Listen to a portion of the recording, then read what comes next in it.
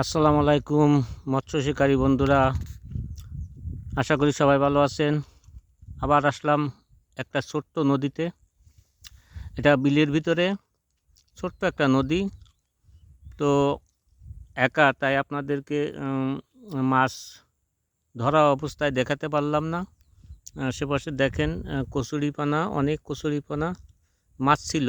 রোজার ভিতরে অনেক মাছ পড়ছে। অনেক দূরের থেকে খবর নিয়ে আসছিলাম। তো চারটে হয়েছে মাছ, চারটে মাছ ধরছি, খুব বেশি বড় না। তো আপনারা আসবেন, এখন সিজন পড়ছে, এখন এই সময় মাছ হবে, যেখানে যান মাছ হবে। তো আপনারা সাথে থাকেন, লাইক কমেন্ট দিয়ে পাশে থাকেন।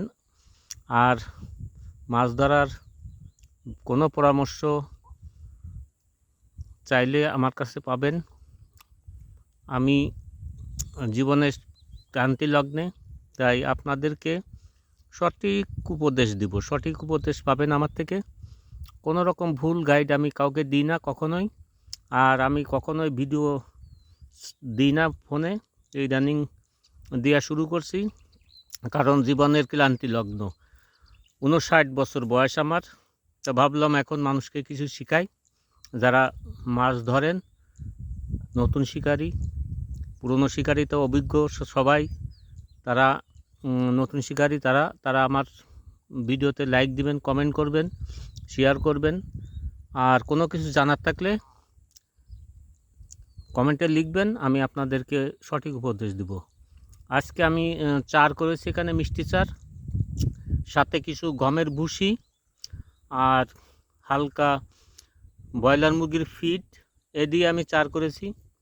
আর হচ্ছে টোপ হচ্ছে পাউরুটি এবং ডিম, যথারীতি পাউরুটি ডিম, এর সাথে কোনো প্রকার কেমিক্যাল, ঘি, মধু কোনো কিছু ইউজ করিনি। কারণ এসব জায়গাতে, বিলের এই সমস্ত জায়গাতে চারে মাছ আসলেই আপনার টোপ নিবে। তবে এখানে সেট চলে না, সিঙ্গেলেই ধরতে হবে। আমি চারটে ধরেছি, আধা কেজি, 3 পোয়া, কেজি সাইজের মাছ। বড় মাছ এখানে নাই, যেহেতু নদী ছোট, বড় মাছ আশা করা যায় না। তবে বর্ষার সিজনে মাসখানেক আগে এখানে মাছ ছিল। ভালো থাকবেন, সুস্থ থাকবেন। আল্লাহ হাফিজ।